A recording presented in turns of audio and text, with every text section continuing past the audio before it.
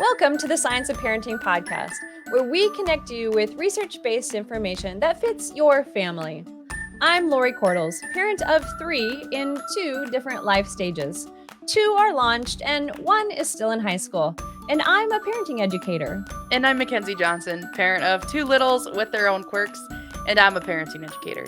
Today, we'll talk about the realities of raising a family and how research can help guide our parenting decisions. Hey, everybody, welcome back to the Science of Parenting podcast. Here we are. We're still on regulation in season 9, episode 3. Still digging into it. Well, and on our first 2, we're like, what is regulation? And then last week, we were reflecting on the importance of us as the adult in the adult-child relationship. Like, we are the adult of the adult-child part. We are. That means that we have to regulate so that we can practice and model and teach our kids these regulation skills. So we have an important role here. We do. And this week we are going to look at how our children grow and develop and how that affects their ability to regulate themselves and what kind of skills they have currently at their age to regulate. And we're gonna keep leaning into, you might remember in the first episode, we were talking about aligning. Well, that was the definition I liked anyway. Laura, you liked the simpler one, but I liked the idea we're gonna align our behavior. We're gonna align our cognitive thoughts, our attitudes, our attention. We're gonna align our feelings with a given situation. So we're gonna talk about how that situation is really what changes at each age, what we expect our kids to align with. Yes, absolutely. Very sneaky. Very sneaky, yes. And, as we look at different ages, we want to take a look back to that developmentalist perspective. We've covered that in a couple of different seasons. We've talked about it, but just as a reminder, when we talk about developmentalist kind of perspective, what we're talking about is really what's the age of the child, but what is it that they're working through at that specific age? And as we look at what they're working through at the age, how does this justify the things that we can expect from them, especially when it comes to their ability to have regulation and align their behaviors with what's going on in our world of rules? Absolutely. Well, and in the book, where they cite this in that handbook of parenting that we love so much, they remind us that the developmentalist perspective is basically like age is an important consideration when we make our parenting decisions, right? A 2-year-old and a 15-year-old, different things. And so, that when our kids are littler, they need more help. They need help from us as parents, and we have to exert that authority to do things like keep them safe, Yes. right? Yes. But then as they get older, relinquishing, like releasing a little bit of that control is also important because there's less of a justification, right? They're older now, and Mhm. yes, they need our support, but there's less of a justification for us to be kind of controlling Yes. of certain things, especially like personal choices. Exactly, exactly. And, Mhm. as they grow and as they work through their development, we want them to express their feelings and be able to show and share with us what those feelings are. And sometimes as adults, we might see them modeling our own Ugh. expression of feelings, right? I feel like that's targeted, Lori. I feel like you're No, no, no, targeting that no, no, comment at me. no, but we might need to release some of that control of, Yes. you know what, just share your story. Just share it. So Mackenzie has we're a talking. very great example, and we need to share the story. Yeah. So as we think about regulation and the developmentist perspective of like, okay, as they get older, we release a little control. Um, I was talking about in terms of how our kids express their emotion, right? And so literally last night, I'm home with my kids. My partner was out engaged in something else out of the house. And so it's just me and the kids home. And I had one fall apart, navigated whatever. And another one, the other child starts to fall apart. And she was angry and she felt like something was unfair. And she does this like, I don't know what to call it besides a growl. Like, like she's frustrated with the situation. And I can make that noise. Well, I can imitate it because I do it.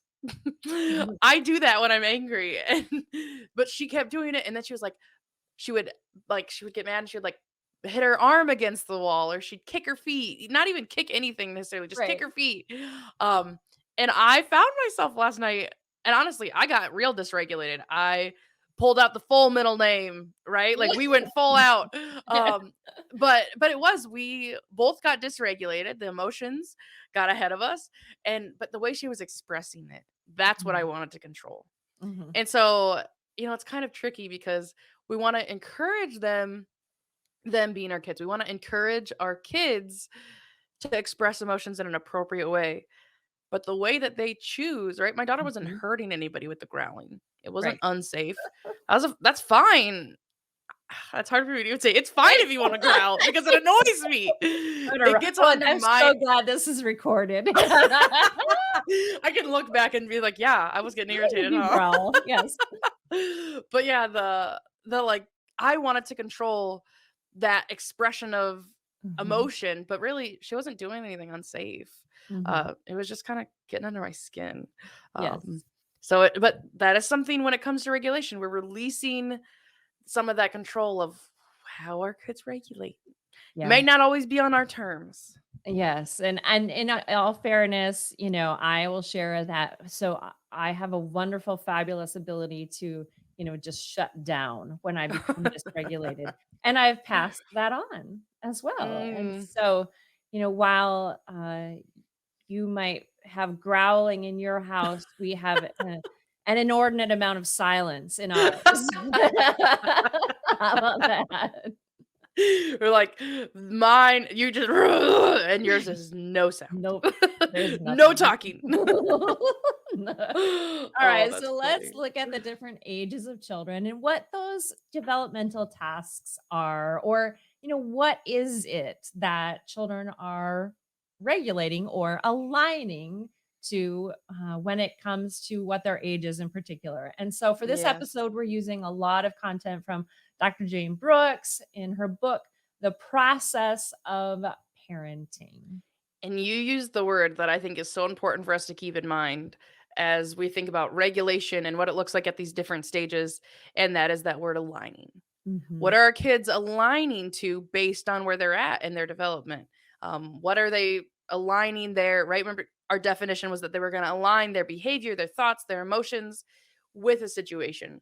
Yes. And part of what they're aligning to is the developmental task with regulation. So let's look at some of these examples of regulation at different ages because they aren't totally what came to my mind when it thought of regulation. Right, exactly. And so as we look at the newborn, those first 3 months of life, The widow babies. the little bit yes, The widow we babies. know that they are really focused on at that time, in that age, that development, that they're learning to regulate their alertness when Mhm. they're asleep, when they're awake, what they're giving attention to.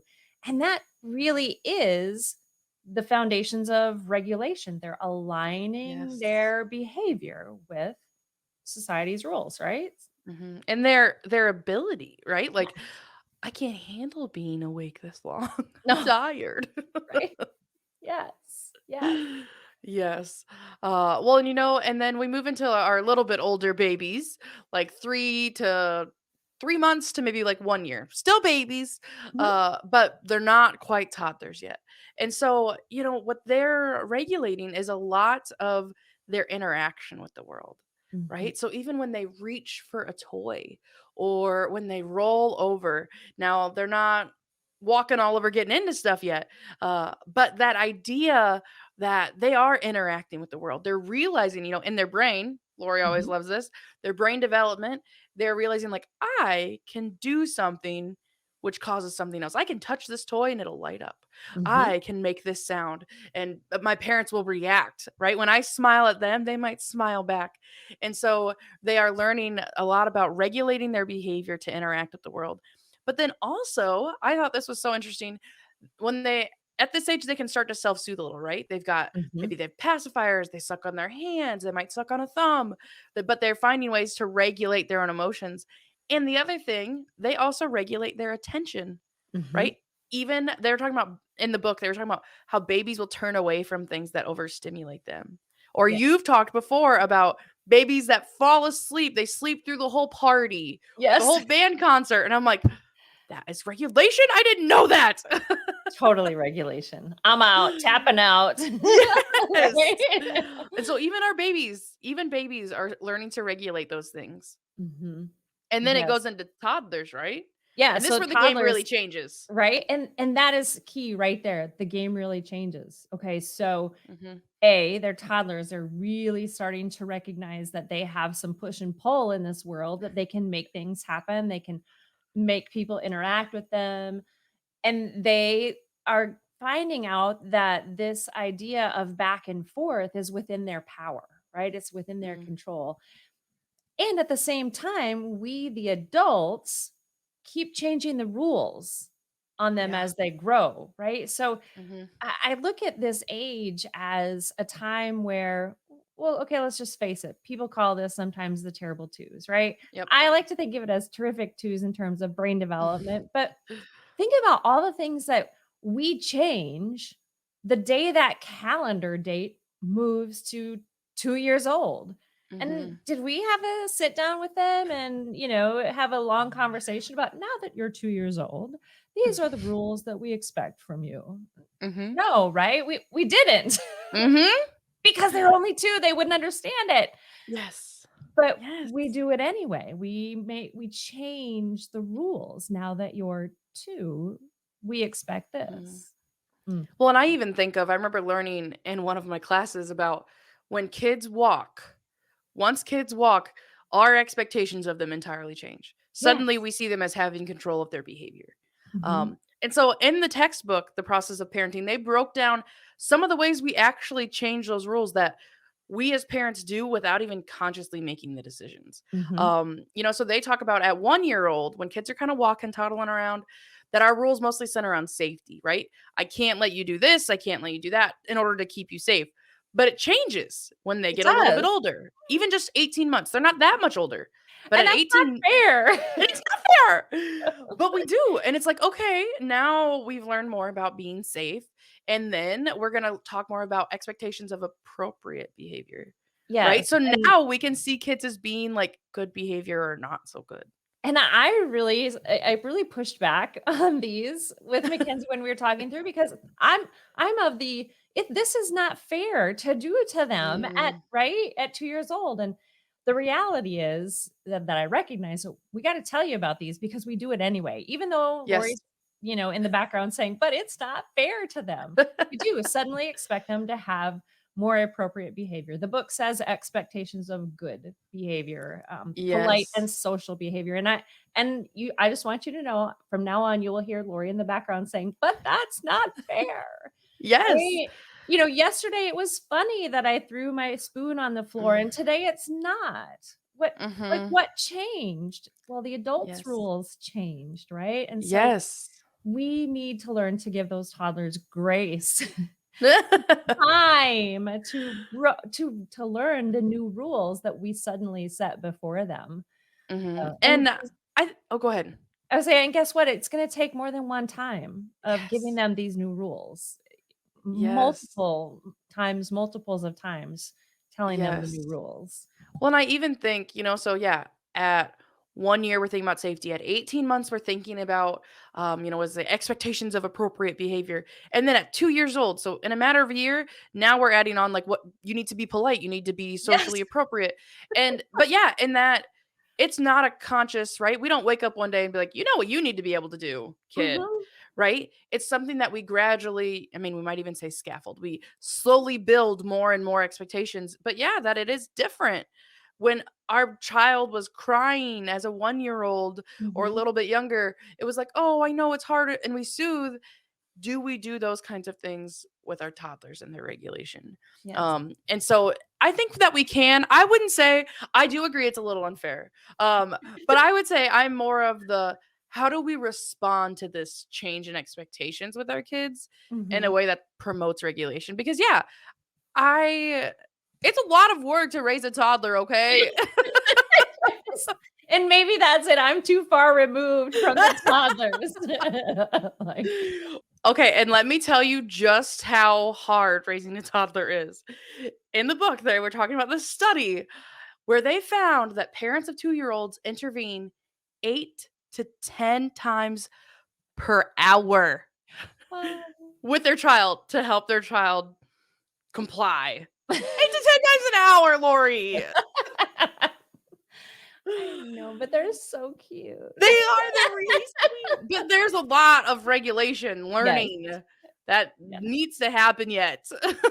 You're right, you're right, you're But it right. is fair, like, or it is unfair. You're right. At toddlerhood, we institute rules, We right? do. They Yeah. need to start being safe. They need to start being polite. And yeah, at You the need to age, share, you need to right? come when I say come, you need to pick up when I say pick up. Yes, and so we build on more and more expectations as they get older, Yes, which is developmentalist, I guess. But it is. I'll say, but yeah, that we keep building, and so what they need to align their behavior and their feelings, right? They're still learning how to do those things. They're still They learning are, how to align those things. they are. They're very new people. Only They 2 years of are. being people. You have 24 whole months, that is it, of being Yeah. new people, yes. Yes. I feel like I'm, the toddler advocate. I've got the You are. flag, I've got the pedestal, yes, yes. No, it's a good thing though. It's a good thing. I love that you love toddlers. I do, I do. Alright, so what about preschoolers? All right. Well, the cool thing, or it's cool to think about. It's not always cool when you're the parent of a preschooler. Yeah. Uh, but their behavior, what they really start to regulate towards, is they start to look for ways to avoid punishment. To Yes. Yeah. avoid, not necessarily, so like if they're like, if I do something that maybe wasn't such a good choice, but I don't get caught. Mhm. Right? And so that's how they start to regulate their things. They're learning more that they know things that other people don't know. And Yes. so this makes lying a behavior that tends to happen. Some of those little sneaky things Mhm. that kids get into in the preschool years, because their goal, what they align their behavior with, is just, I don't want to get in trouble. Mm. And as Barb pointed out, they Mhm. also have a good sense of how to spin it. Yeah. Right? They're learning that Yes. they control their behavior and they influence the world. And, well, I did this because Mhm. they've got their own spin now. They do, and sometimes as a parent, don't you just go, "Wow, huh, I wish I'd have thought of that. Yeah. Like, that's really good. Hmm." Yes. That Like, that was creative. was fabulously creative. And I worked with somebody, I was partnering with somebody to offer a program one time, and her daughter was, like, right in the stage. She was like, "She just lied. Oh my gosh, she's lying now," and she was just, like, ecstatic. She thought it was so cool. She goes, "She knows that she knows stuff I don't know. How cool Yeah. is that?" And I was like, "I love that you feel that way. That's awesome." Yes. Oh, that's But awesome. so It's lying is brain typical of this development. age. Yes. Yes. So lying is typical because what they're aligning their behavior and their attitude and their feelings, they just don't want to get in trouble. Even Yeah. if that's not totally about following the rules. Mhm. Oh, All yeah. right. And then moving on to elementary, right? Alright, so thinking about what are they aligning towards. They are around more and more people that aren't you, right? Mm-hmm. They're aligning with friends at school. And so thinking about, a couple of behaviors, specifically things like social relationships, honesty becomes, very important suddenly at this It age. changes. Bullying, yeah, it changes right from lying to honesty, right? Bullying, those new relationships and how we get what we want and what we say to get what we want in terms of other people, right? Mhm. Relationships with teachers, even. And if we think about regulation, one of the things that we really concentrate on at this age is the idea that if you're a child who has, outbursts, Mm, you, you oftentimes might be the outcast. Right? yes. So as a child, you're trying to regulate your behavior, align your behavior in a way that other children your age feel is appropriate so that they'll include you. Mm-hmm. Ooh, that's hard. Like that makes my heart hurt. Right? And I think of Oh, times I've heard, my daughter is in early elementary, and even how she has told me, like, well, they don't make good choices, right? And they're talking Mhm. about a specific child in like in their classroom or in their swim lessons or in, in Yeah. whatever situation. And that kids pick up on that. And it is kind of heartbreaking because each kid brings different assets to the table in terms of regulation, and a lot of which Yes. aren't within their control. Exactly, and some of these things are new, like new emotions such as discouragement. Like, this Mm. is a new emotion in this particular age group, and they're rapidly learning new skills. Think about all the Oh, things yes. that they learn in that first year of school, whether it's kindergarten or first grade. Mhm. I mean, that is a lot of new things to take on and align your behavior with. That's Mhm. hard, Yes. super hard. And the all the mastery they're doing, like Mhm, all of the learning a new activity, learning new math skills, and then we move on to a new math unit in a few mhm. weeks, and then they're Yes. reading and they're writing and they're all of these things, and that's a lot. And so, yeah, of Mhm, course they can get more discouraged. Of mhm. course, because Absolutely. they're doing a lot. There's so much. But they need news regulation skills for that. That's a different feeling Mhm. than just anger or just disappointment, or they need new Yes, skills for that. they do. Yep. Mhm. Alright, how about, those early adolescents, those preteens? Yes. So similar to our early elementary, they're very focused on their relationships. What Mhm. gets a little bit different is it's more about expectations Mm. that other people have, right? So it might be that they are aligning their behavior in terms of like living up to someone's expectations, or even just meeting others' needs. Mhm. Now, unfortunately, the book pointed out that parents are often not the recipient of that focus, right? Yes. Yes. It might not be our expectations they're focused on, which is kind of a bummer. But it might be more focused on their friends or on their Mhm. teachers or on their coaches. And so, but that they are really aligning their behavior, and what's going through their head is related to what other people think and Mm. the expectations of others have. So this means, as we think about regulation, the way they behave is going to align with that. And even their communication can really change. That they Mhm. might get more private with their Mhm. parents, or they might be more friend focused. And that's just a natural progression that kids go through. But thinking about how that regulates the interactions you have, and how that impacts those things, because the other part that's happening is we increase our expectations, Yes. right? When kids are in like middle school and high school, we add responsibility to the table, right? We might expect them, okay, now you can handle your homework mostly Mhm. yourself. Or now maybe you start babysitting your younger siblings. Or Mhm. now you have more chores or driving privileges, or, right? And so we add these responsibilities, which means there's typically more conflict. Exactly. They have to learn to regulate their behavior and their thought process and their emotions around these new expectations. So just like when they were toddlers, but we're adding a new layer of expectations, Mhm. which means there's often more conflict. Um, Yes. but I also like to remind parents that's not necessarily a bad thing, because the conflict is natural Yes. as you progress, and you can use that conflict to demonstrate Mhm. regulation. You can model, like, you're really mad at this, how are you going to deal with that? Yes. Right? And helping Yes. them problem solve those issues and those challenges together. It can be a very productive conflict, Yes. when done intentionally. It makes me think of what our supervisor says, "And what have you learned?" Yeah. Yes.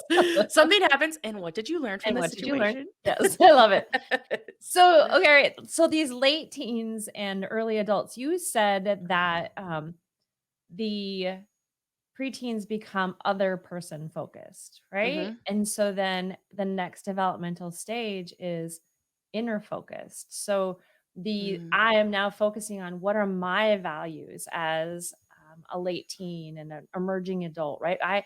What are my values? What do I believe? What do I internalize in terms of the behaviors and alignment that I want to do. And so Yes. we look at how can we help them establish healthy habits because they're not going to be in our home likely for Hmm. very much longer. How can we help them cope with some heavy emotions that they're probably really starting to just learn about at this age, such as depression or anxiety or even aggression, right? These are Hmm. they have to decide, what am I going to do about this? What do I believe about these really heavy, hard feelings? Hmm. And really filling their toolbox so that they can go in and grab the tool that they need when it comes to Yes. regulating and aligning their emotions. Mhm. And especially because, again, that's probably a new emotion. Yeah, exactly, Yeah, so they exactly. need new skills. And then the idea of what do they believe about their future? What kind of goals do they have? And how do decisions I make right now impact what I believe about my future and my long term plans? Oh, Mhm. that's a lot to Yeah. regulate, right? Yes. Oh, I got a Yes. lot. Yes. Well, and we can kind of see how at each stage in their development that like regulation task and Yes. what they're working to align to changes, right? Mhm. Infants and toddlers or infants are really focused. Yeah.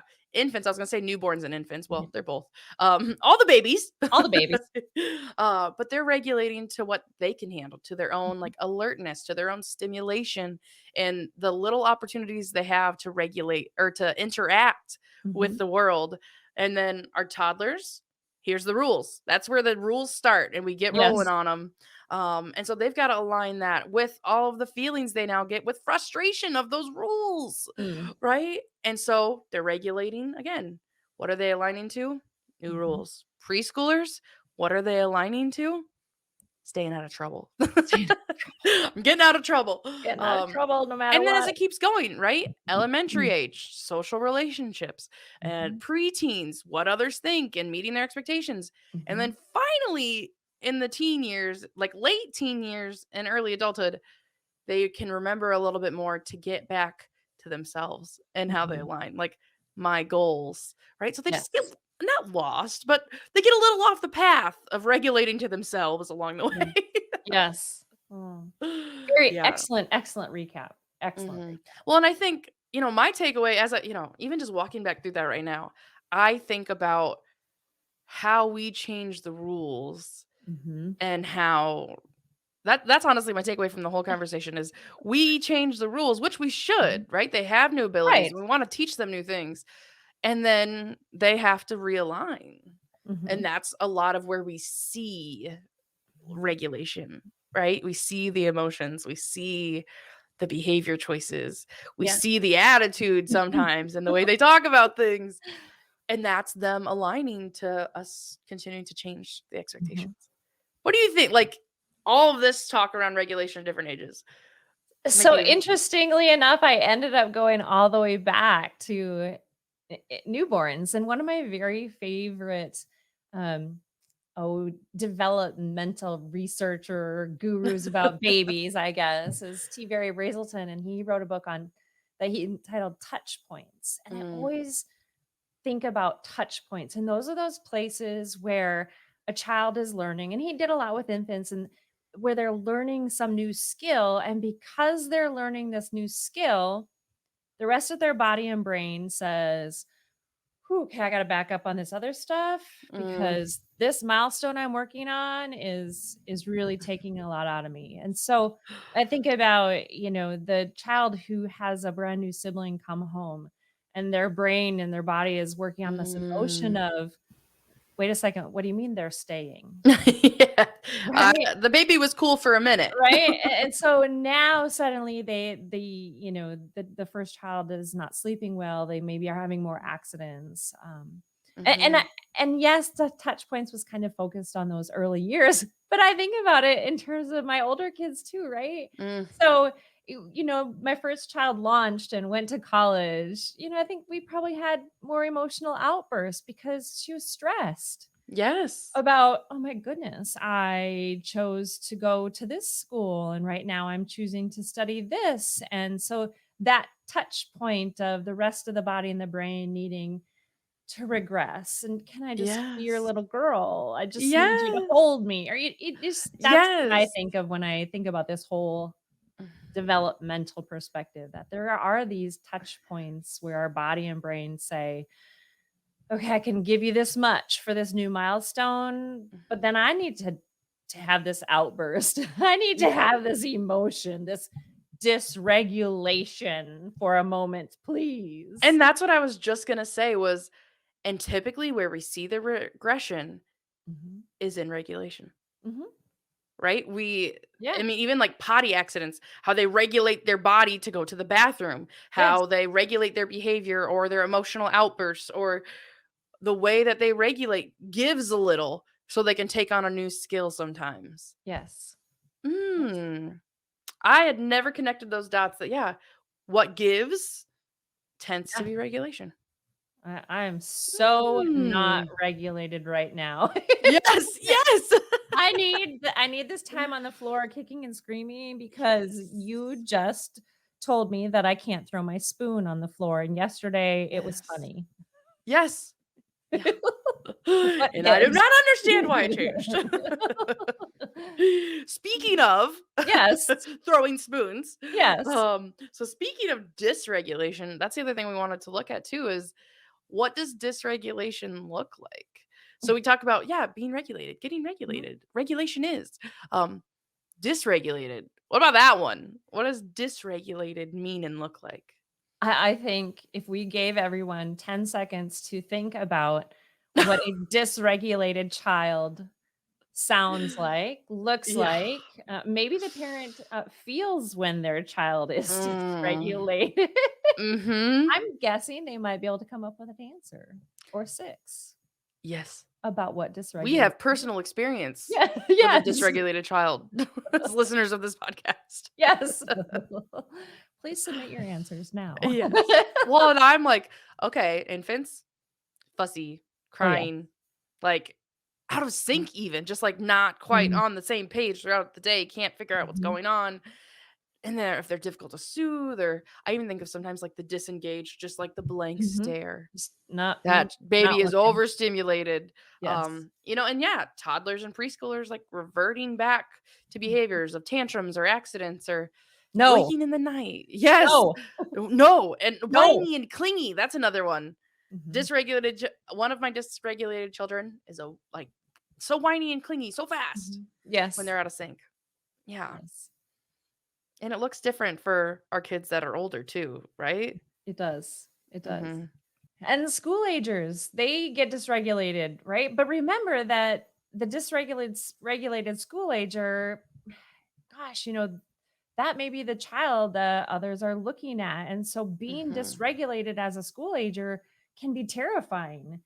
Yes. So maybe they become dysregulated by just zoning out, right? They're not Mhm. engaged. But then again, they could be anxious. They could get whiny or hyper. But that developmental task right there for that particular age, that can be terrifying. Like, Mm. what are they other all gonna think of me in my second grade classroom if I become Yes. dysregulated like I do at home? Yes. And sometimes just the not having the skills because each kid does bring, like I said, like Mhm, we bring those different assets to the table in regulation, and that they just might not have the control yet. They might not have mhm, the skills yet. And so yes, they don't want the social consequences and they mhm. don't know what to do with these feelings yet. That Exactly. is dysregulation. Yes, exactly. I've had a couple dysregulated teens, if you want me to tell you what they look like. I would love Um, that. they have exhibited moodiness. I don't know if anyone's been excessively angry, but that's Mm. something that a teen can show dysregulated. Mhm. Absolutely can be anxious. They can isolate themselves. So it Mhm. really depends on how they express their dysregulation, but keeping again those developmental tasks in mind, well, that can kind of give you clues as what to look for. Mhm. And yes, it looks so different for each kid. And yeah, what came to mind in our 10-second picture for each of us as parents can look different. And you might even have more than one for different kids. Um, Absolutely. every kid looks different, but we wanted to kind of give you a sense of like what might it look like. Yes. And even yeah, I don't know if I wanted to admit that whiny is dysregulated. I think I just want whiny to be whiny. Unacceptable. Yes, yes. I don't want Stop to it. acknowledge No that it is whining allowed. dysregulated. It's not dysregulated. It's just not It's allowed. not. Okay, maybe it is. All right, so let's look at some strategies. There's an interesting Mm. thing that we're going to say for the end of this, but pay close attention to these strategies for dysregulation or regulation. or For both? regulation. Both, I guess. Regulation. So in our handbook of parenting, which we've cited lots this season, and that we just love so much. um, Eisenberg and Vellante are authors of a chapter of actually an older version than we currently have, but they put out this list of what types of parent qualities are basically associated with kids' regulation. So when kids can self-regulate and kids can show pro-social behavior, and so they have 7 qualities. We've adapted a little bit, but so we have 7 qualities Okay, of so 7 parent qualities. qualities that parents have that help children with their regulation. Okay, so the Hmm. first one is being a warm and supportive parent. So being warm and supportive with your children is Hmm. number 1. The number 1 quality, not the number 1, but it is the The first first of the quality, list. right? The first of the list of 7. Okay. So the second one is then developing mutually responsive relationships. So relationships between parent and child where the child can express their needs and vice versa, right? So Hmm. there's this back and forth responsiveness. Absolutely. Another one is when parents can help kids understand others' feelings and the effect that their own behavior has on others. Mhm. Right? So when we're teaching our kids about their behavior and about understanding others' feelings. Also, number 4 is using reasoning and persuasion to gain compliance with rules. All right. So we talked about Okay. that in the discipline season a little bit of Yes. this compliance cooperation idea, but when we use reasoning, it can Mhm. help promote regulation in our kids. So using that to get compliance is a good Okay. strategy. And then Excellent. also including our kids in family decision making when it's appropriate. Giving them a sense of contribution to our family is actually a basic strategy that helps promote regulation. Okay, so those were the first 5. We have 2 left. Yes. Qualities parents have Hmm. in helping children learn regulation. Okay, I'm trying to give them hints on what's coming, right? Sounds like okay. So the sixth one is to help children develop kind of this internalization of their values, right? They have their Mm, own internalization of rules and they they want to regulate because they want to, and it's yes. not just to, not get in trouble. So this is Hmm. internalization. Hmm. Right, and then the last one, the last characteristics parent can exhibit is to model care and concern for others. Hmm. So this is a list of 7 characteristics parents and caregivers can have. Mhm. Mm. And that are associated with child self-regulation. Yes. Now, here's what I think this sounds like. I Drum think roll. these right? I think these 7 qualities that are associated with kids' self-regulation sounds an awful lot like the techniques we talk about for positive discipline. Mhm. Because, They do. right? Because regulating is about aligning with a Mhm. situation. It's about aligning with expectations. And for most parents, when we're talking about discipline, we're talking about compliance with our expectations or cooperation with Mhm. our goals. And so, yeah, that these basic traits are like, hey, parents who exhibit these traits, it's been shown there's an association with those kids having higher self regulation. 2 for 1? Yeah, Great. right? This podcast is about discipline. And surprise, it's also it's from season 8, Mhm. Discipline. It's there, but it's here in season Yes. 9. Very Yes. sneaky, this group. Yes. Sneaky and we and this is this a good thing to divulge that we didn't think about it till we got all the way through this Oh, episode? yeah. We had fully come up with these strategies, chosen where we were gonna get them from, and we're like, "Hey, Hey, that sounds wait. like discipline." Yeah. We had our own little aha, okay? Yeah, we have those. All right. So speaking of ahas, I mean, Mm. who brings us ahas all the time but our writer Barb Dunn Swanson. This is our time in our episode where we can practice what we talk about. And what we talk about is the idea of taking a moment to stop, breathe, take a breath, think intelligently, think intentionally about our topic and Mhm. and then invite someone in. Typically and we invite our producer, and today we're going to invite our writer just like we have the first 2 episodes of this season. So hi Mhm. Barb. What a great introduction to all of this conversation. Just amazing, amazing. And I got to start with you, Mackenzie. You led us down a great pathway when you talked about your daughter and her experience having to pick up Oh. It's at hard. home. It's It's hard hard. for me too, let's be honest. It is hard for the parent because parents don't want their children to feel dysregulated Mm. because it impacts parents too, right? Mhm. But here's the situation I was thinking about for our children. What is it they need from you? In that Mm. situation, what was your daughter trying to tell you? Number one, she might have wanted to tell you that, and you mentioned this, that it's Mhm. not fair that she has to pick those up. Uh-huh. Because you know what? You told us she didn't make the mess, but you were telling her that she's picking it up. So that was number 1. Mhm. She might also be telling you, "I would do it if you wouldn't walk away." Mm. Mm. Maybe Yes. she needed you to be in the same room while she picked it up. Mhm. So here's what I'm saying. Perhaps we can do the communication with them. I Mm. see that you're through the growling that you're unhappy. I hear all of that. Now I want you to use your words and tell me why, and I'll listen. I wanna hear why you're so upset, Mhm. Mhm. because maybe we can talk about it. And then Mhm. and then you open that door. So here's Yes. what happens. You talked about it. You want to align with her. And once you hear her description of why she's so upset, Mhm. then I can say something that aligns with her. You know what? I'd be very upset too if I thought that I hadn't made a mess, but I had to clean up. And then Mhm. you follow it up with, "And you know what? You're really helpful. You're helpful right now because this is the time of day when everybody in the house has to help clean up, and you're being really helpful."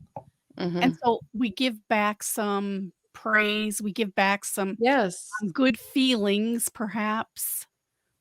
Man, Mhm. I needed a barb when my kids were little.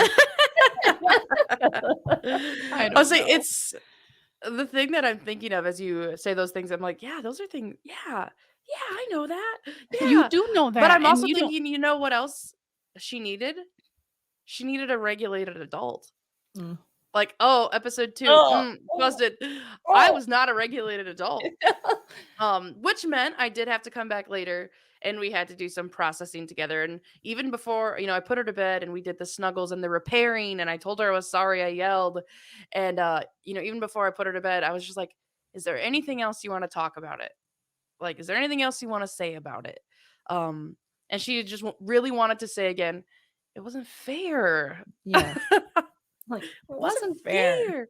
But we did. I didn't say that when I told the story the first time was, okay, I told you the growling Yes. and then I lost it a little bit. And then yeah, later we had to repair and both after we both got a little regulated. Yes. And you know what? Absolutely, both of you have had so many experiences with your own kids and have come through it beautifully. Mm, N All of this is, the journey of parenting, isn't it? yes. And what works for one person, and I can say all of this because I wasn't at your house. I wasn't in on the experience. So it's Mm, easy to look in hindsight and have all kinds of great responses, but quite literally, it's hard to Mhm. to be in the moment. And yeah. so Absolutely. every parent, as the first educator of their child, does the best they can with the information they have. Mhm. Mhm, But it just kinda goes back to saying, yeah, we have to get ourselves regulated first mhm, before we can, uh, expect our kids to become regulated. But then what is it that what are the questions we can ask to get at the heart of mm, why they're, choosing the behaviors they're choosing? How about even the situation we talked about where maybe they're a little bit older and they tell those little white lies or they mhm, fib or they make yes. something up Mhm. because it Mhm. fits their Right? their story of what's going on. Then we have to deal with that too because we have a value in our house of honesty. And Mhm. so honesty means we're gonna tell the truth. Mhm. Even Yes. when it doesn't feel good in the moment, we're gonna tell the truth, and let's unpack this and see what's going on. Why is it Mm. that you felt like you couldn't trust to tell me what's really going on? Sure. Those are Yes. difficult conversations. Oh my They goodness, they won't be are. easy to have, but Mm. they're the pieces that will help young kids just, know that we are a safe place. Yes. We're safe as the Mhm. caregivers in their life. We are a safe place, and you think about infants. The infants Oh. trust us Mm. to provide all the regulation for them early on. They can't feed themselves. They can't, change their Change own Yeah, I was like, diaper. "Change your diapers." Yes. They can't do any of those things. They Yeah. require those needs to be met by that caregiver, and once that that infant realizes my caregiver is gonna take care of me, I can then regulate. I Yes. can calm down. I'm gonna cry right now to let you know something's Oh. up here, but once you help me out, I'm gonna feel Mhm. better and I'm gonna get regulated. And Mhm. that helps build my my, memory, my neural Yes. network. And Yes. so that's really important. So I think, brain development is a part of this. I think, rhythm, temperament, and Mhm. rhythm, our body's natural rhythm is a part of this, equation, as is Yes. then communicating and keeping those lines open. But you all Mm. did such a great job walking us through, what the ages are like and what we might be, expecting, when we talk about, these kids and their regulation habits. Yes. Well, thanks for the insight on that, Barb, and yeah, it is. It's just good to hear Barb's voice describe regulation Mm. situations, isn't it, She's Lori? I almost had to cut her off so she didn't give away next week. Like, "Don't say it." I'm good. Oh, yes.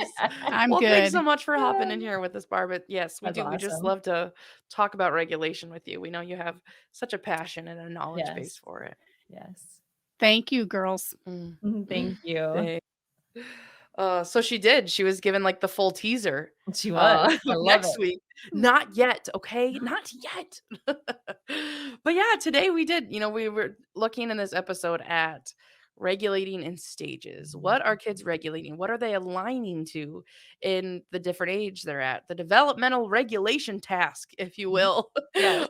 Big words to basically just say like, what are they figuring out right now and how Mhm. we can help them with those things. So we keep that age in mind as we think about regulation, but we know that it'll be different for each kid, It right, will Lori? be. It will be based on their Barb said the word temperament. Yes.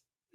Next week, we are gonna talk about how their temperament impacts their regulation and Mhm. how one affects the other and vice versa. Mhm. Yeah. Talking all about temperament and regulation. I can't wait. And Lori is just like, "Oh, we're I talking know. temperament and Are we regulation." are She's we are we buzzing. at it yet? Can we talk about it now? Now can we talk about it? Almost, Almost. almost. Right. Yes. Next So week. thank you. Yes. Thank you for joining us today on the Science Parenting Podcast. And if you want to learn more about your child's abilities at each age and get some tips for supporting their development, you can check out our website, scienceofparenting.org. And we have specific pages tailored for each stage of our child's development. Mhm. Please do come along with us as we tackle the ups and downs, the ins and outs, and the research and reality all around the science of parenting. The Science of Parenting is hosted by Lori Kothals and Mackenzie Johnson, produced by Mackenzie DeYoung with research and writing by Barbara Dunn Swanson. Send in questions and comments to parenting@iastate.edu and connect with us on Facebook and Twitter. This institution is an equal opportunity provider. For the full non-discrimination statement or accommodation inquiries, go to www.extension.iastate.edu/diversity/ext.